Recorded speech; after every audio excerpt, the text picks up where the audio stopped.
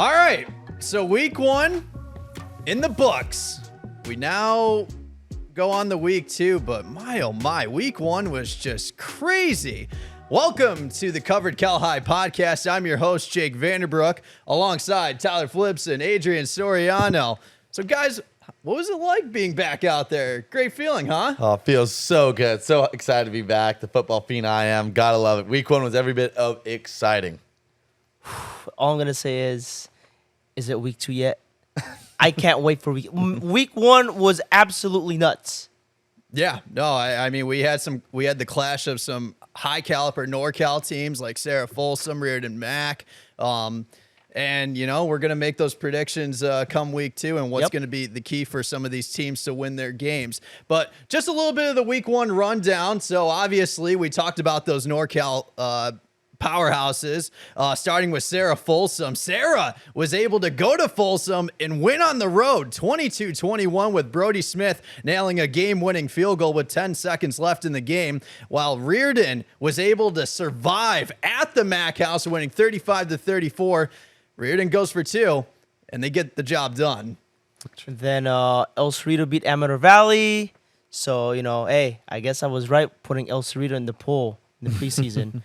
That was 38-16 El Cerrito. Pittsburgh beat Monterey Trail 42-13. That was on the road for Pitt. And then I'm going to hand it off to Tyler. And then we had a real thriller between Foothill and Heritage. Foothill comes all the way back to win it 2019. We had a couple one-score games in week 1. I mean, through and through, like we said, thrillers. So Foothill comes into Heritage and takes them down 2019. And then Granada, Monte Vista was all Monte Vista. Braden Turner and that offense put up some numbers. Final score 41-14. Don't sleep on those Mustangs. And speaking of the Mustangs, the Pioneer Mustangs were able to get the job done on the road, beating Aragon 14-7 out in San Mateo, while Lee kicks off the 2024 season on top. That's Tyler's alma mater. Horns up. Beating Leland 27-9. And then this is the game I was at last Thursday. Hollister Branham. Branham scored like 21 straight points to start the game. Then Hollister scored 27 unanswered. What a crazy game that was. Oh my goodness, especially the ending. Then Mitty beat James Logan at Foothill College. 42-12 Mitty. So, hey, maybe Mitty's pretty good this year. And then staying with the West Catholic lead, we had St. Francis and Helix. St. Francis takes some Helix down 35-14. Those Lancers coming in strong to open up the season like they do in their football seasons. And then that takes us to Grant versus De La Salle. And who other than De La Salle? Silma scored to Monte Vista almost 42-14 over Grant. Yeah, so a lot of great games out in week 1. But this takeaway game, we had the East Bay clash a little bit, just in different divisions with Granada and Monte Vista. And we didn't know much about Monte Vista. And there was a lot of talk about this Braden Turner kid. Yeah. And he balled out. That he did. I mean, I think if I can recall the stat line exactly, I believe it was 21 for 24 with 301 pass yards and 4 touchdowns. Not to mention between his tight end Ford and his running back McMahon. You know who? Kellen Ford? Yeah, Kellen Ford. There's his first name. Built Ford tough. Ford tough. And let me tell you, that offense was a trifecta. I had the opportunity to cover that game.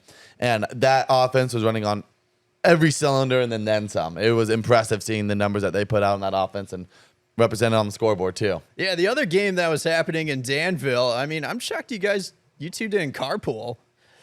Well, you know what? My game finished before his. Oh, okay, all right. So, you know. I don't like his music choice. Oh, come on, man. No. I was playing Sirius XM. I wasn't playing Sirius for my phone. XM? Yeah, I was playing I need country roads. I got the boots on. Oh my goodness. I need nothing but the country music. That's how I made the trip over to the East Bay to take on San Ramon Valley. And the San Ramon Valley, a little bit of a slow start, but they picked it up in the second half especially. You know what? I'm impressed with this Rep Thompson kid, man. You know what? I'm a fan. I interviewed him after the game. Such a sweet young man. But, hey, they made adjustments in the second half. And SI, man, 3 picks. 3 picks. So, you know, I still think they're good. Yeah. But just going to San Ramon Valley is a challenge. And I will say this. I was dead wrong when I said it was going to be a close game. It was a close game at the start. Then SRV kind of pulled away in the end. Yeah, I mean, that's just a crazy environment to play out in Danville. Tyler mentioned it last week. We were talking about the Mac House. We were talking about playing a game at San Ramon Valley. Those are two tough places to play, for sure. Valley Christian Wilcox, I feel like this is a tradition in the South Bay when these teams go at it. Valley Christian was able to take care of business at Wilcox, winning 24-7. And it was all the defense for Valley Christian. They were literally setting the tone. Wilcox, they have that veer special that they like to utilize with their offense. And, there were a lot of good runs down the stretch, but Valley Christian was able to hold tall. And I got to give the secondary for Valley Christian credit. There are not a lot of opportunities for them to make tackles or make plays when a pass was coming. But when the pass was coming, they were ready. Chad Arrieta going with a 95-yard pick six to put the nail in the coffin. VC, be on the lookout for them as the season goes on. Yeah, it was a crazy game out in Oakland? Reardon Mack. Whew, Aubrey got a good one. Reardon rolls the dice. And they get the job done on the road. That's a tough place to play. Beyond tough. The Mac House is no joke. And we talked about week 1 on the podcast that is going to be a darn good game. And there was every bit of that and then some. That was probably one of my favorite games out of the games we covered this past week. It was phenomenal. I have to say the same, man. My goodness. Went down to the wire. Yep. But you know what? How about the Serra Folsom game? Oh, my God. You know what? I was actually keeping track of the game, like while I was shooting on Twitter. And I think Serra jumped up to like a 13-0 lead or something like that. Then Folsom jumped to a lead until late in the game, man. Serra. And you got to win the game with all three phases: offense, defense, and special teams. Down the stretch, special teams was crucial. Yep. And Serra's special teams with that onside kick to get the ball back to move down the field to go ahead and kick the game-winning field goal, that was clutch. That was much needed, well-designed, well-executed, and that's a big win for those Serra Padres. Coming Absolutely. out strong. Yeah, that's a big one. Oh, my goodness. I feel like that's a game that's circled on everybody's calendars for both teams and all parties involved. I mean, that's always a big one between Serra and Folsom. And like you said, I mean, I feel like special teams is so easily overlooked very often. And look how many of these games that we had came down to 1 point. Right. At 1 point is that PAT comes down to it, right? Got to execute on special teams. Not a lot, too. Had a great game for the Padres rushing the ball, 164 yards, also finished with a touchdown. When you look at Serra and you look at teams like De La Salle, and they're going to be playing each other, let's preview that right now. Both of these teams just love to run the ball on offense. Yeah, no, they love to run the ball. And, with my bias, I'd prefer air it out. Come on, let's see us. Let's push the ball down the field. Shout out Braden Turner and Monta Vista, right? That offense aired them out. But with Serra and De La Salle, they love to run the ball down your throat. They want to be dominant on offense with running it right down the A gap time and time again until they can march down the field. And, hey, it makes for quick football, though. Runs that clock. So, absolutely. Well, they also has Maurice Jones-Drew's son, Deuce. Yep, he had they a did. good game against Grant. And you know what? It's been, 2 years since De La Salle beat Serra? Yeah. Yep. And, man, I know this is only week 2, but this might be a preview of, the NorCal, final game. It could be. Obviously, Yep. I mean, Folsom is in that mix, but I think this game is going to determine who goes to the Open and who goes to the Division I AA game. Obviously, it's way, way too early, and anything can happen, right? Someone could get hurt. Someone could get upset. You just never know, but, man, you have this game, and I'm jealous. Deuce Jones-Drew, he also rushed for 100 yards. Yep. Derek Blanche also had 100 yards. And they also got another solid running back in Jaden Jefferson. He De La Salle, they just love to spread it with their rushing attack. And it's like, you just never know who's going to go off. And they just have guys that are willing to just run the ball down your throat. And that is what is lethal about an offense. If you have if your depth in running back is there and you have that ability, that is deadly. That's defense's worst nightmare, because if you have, a three-headed dragon, it's like, what guy can I stop? Because the whole point is get one guy tired and we're all right, But if you sub one, come one in with the other, and keep it going with the same momentum, that is lethal. And I know Wilcox runs the veer, but in my opinion, nobody runs the Veer offense better than De La Salle. I mean, they've had it for years. 4 years. And, it's rarely been stopped. It's rarely been stopped. Watch this game come down to a quarterback needing to make a play with their arm. It could very well be like that. So if Ave, Andrew Hennigan, you never know. I feel like that we're going to be in one of those situations where it's going to have to come down to that. So that's Serra De La Salle on Friday for a 7 p.m. kickoff. Also, Bishop O'Dowd taking on Monte Vista. We talked about Monte Vista dominating on its home field, beating Granada.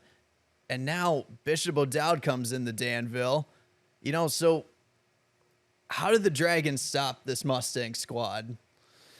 I think it's really just trying to find a way to be balanced on defense. I mean, again, the way that Monte Vista was so well balanced on offense between the air attack and the ground, they got to find a way to be balanced on defense and stay true. Do your job. Shout out Bill Belichick. But do your job on every position on defense to stop that Monte Vista offense.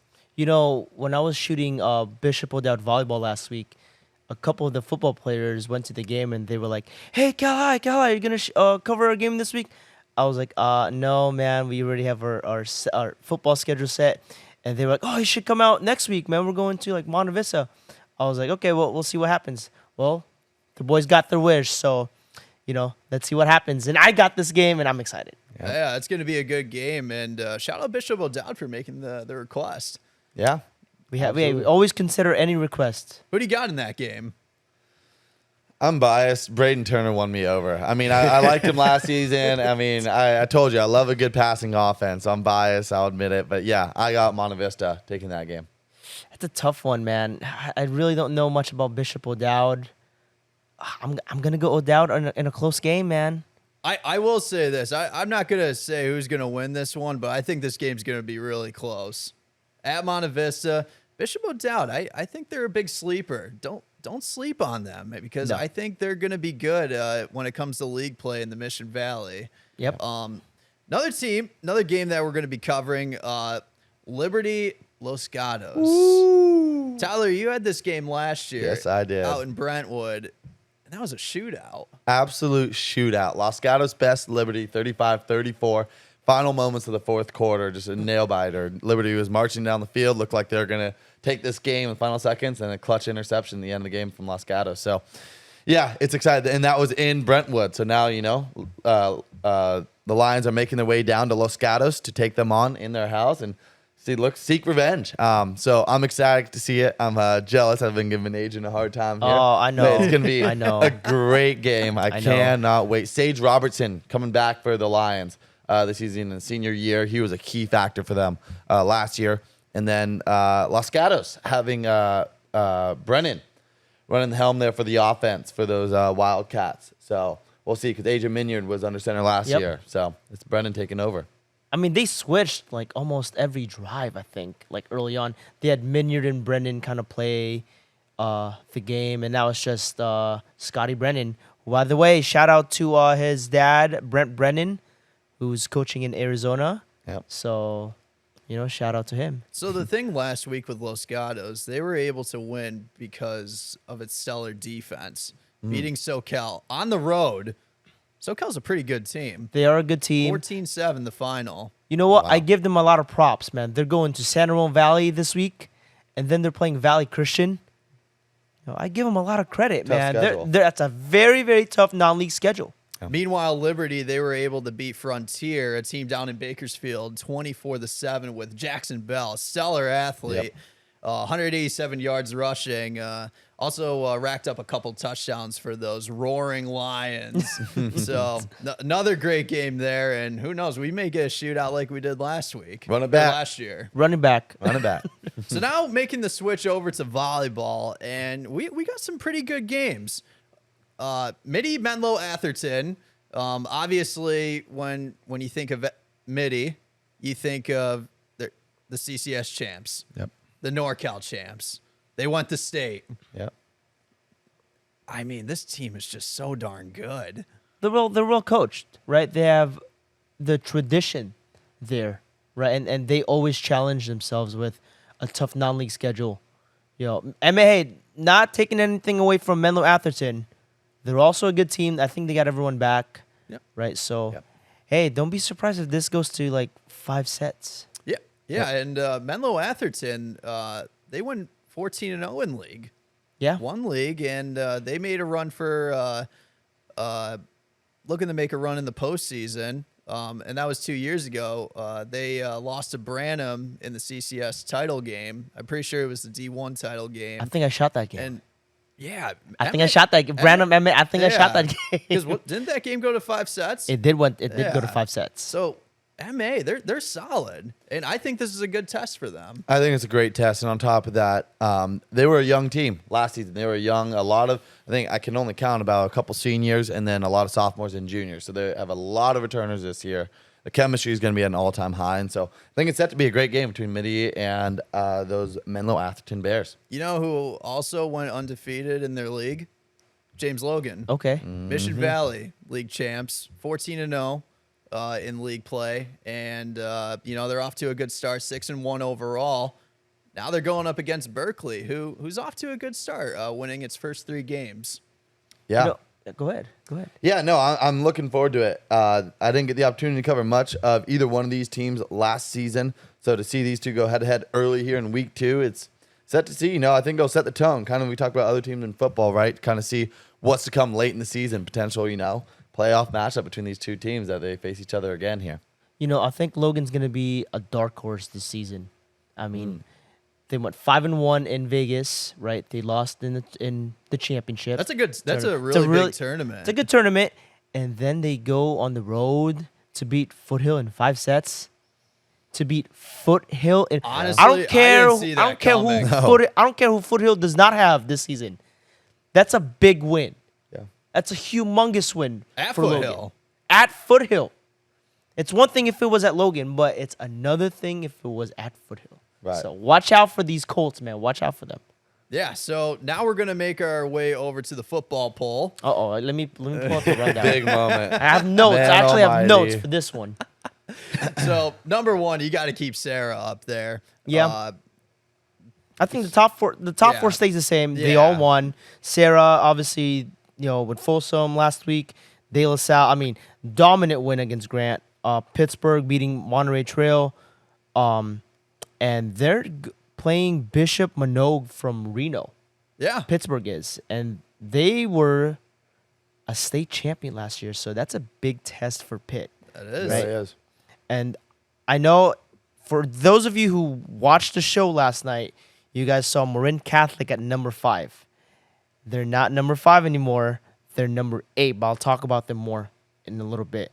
Reardon is my number 5 team now, obviously beating McClymonds on the road, right? And now they're going on the road again. They're playing St. Bonaventure from Ventura. And they were the state Division 1A runner-up last year. So, again, another big test for Reardon. And then to backtrack to number 4, you have San Ramon too. San Ramon We skipped Valley. Got to get number 4 Yep. and those Wolves. My bad, guys. But SRV number 4, right? Beat St. Ignatius. Yep. Another tough test, I think, in my opinion, against SoCal. You got Mac at 6, right? Can't really do much with Mac. I know they can't. lost. That was a but really it's against close Reardon, game. and it came down to the wire. So, Yeah. I can't really penalize them. Yeah, you as just got to much. flip them, No, but now they're on the road this time against St. Francis. Yeah, So they're now on the poll, checking in at number 10. And they went on the road down to San Diego to beat a really high caliber Helix team. Yes, they did. it's a big win for those Lancers, Yeah. right? So checking in on the poll to make their way in. And Yeah. So this is, like we said, a big test for those two to go head-to-head with each other.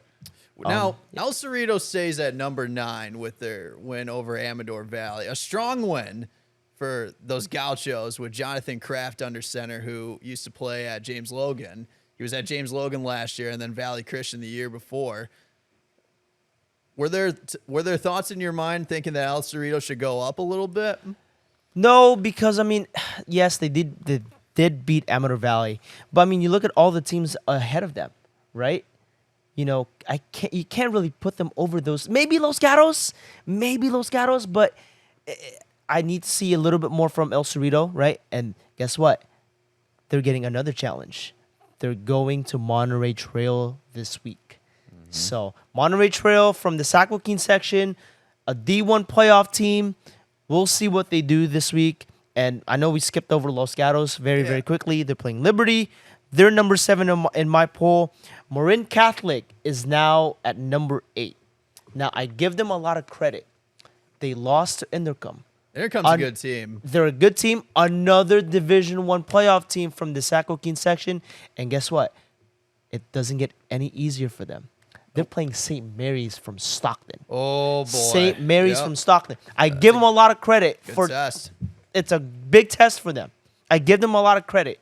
But hey, high risk, high reward. So let's see if they can do better this week. You know who also had a really big road win?